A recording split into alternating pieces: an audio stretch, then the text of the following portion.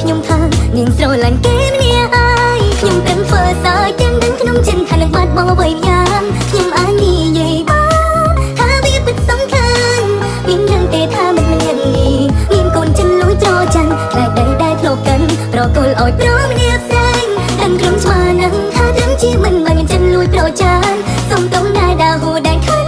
ថាណាត្រឹមមិត្តភក្តិមានរឿងយ៉ាងដែរខ្ញុំសង្ស័យថាខ្ញុំក៏ស្រឡាញ់មនុស្សម្នាក់គេដូចជាមិត្តភក្តិចិនស្និទ្ធរបស់ខ្ញុំ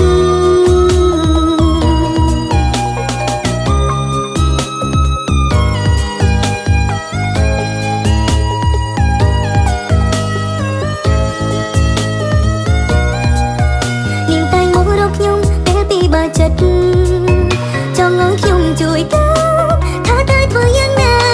តែថ្ងៃនេះមិនដូចរាល់ដងនាងពីភាសារឿងស្នេហានាងបានប្រាប់ខ្ញុំថានាងស្រឡាញ់គេម្នាក់ហើយខ្ញុំប្រឹងធ្វើសើចទាំងដឹងក្នុងចិត្តថានឹងបាត់បង់អ្វីយ៉ាងខ្ញុំអាចនិយាយបានថាវាពិតសំខាន់មានដឹងទេថាមិនមាននេះមានកូនចិនលួចត្រច័ន្ទខ្លាចដីដែលធ្លាប់កាន់ប្រគល់ឲ្យប្រម្នាក់ផ្សេងដឹងក្រុមឆ្មានឹងថាត្រឹមជាមិនបានមានចិនលួចប្រច័ន្ទសុំតុងដែរដើរហួរដែរខិន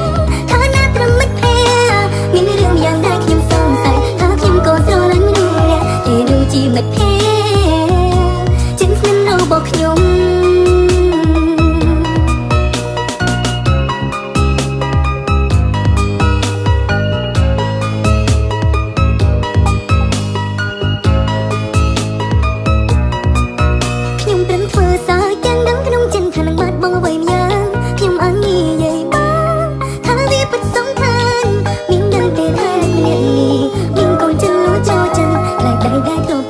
ប្រគល់ឲ្យប្រម្នាក់ផ្សេងដឹងក្រុមឆ្មានឹងថាត្រឹមជាមិនបានមានចិនលួចប្រច័ន្ទ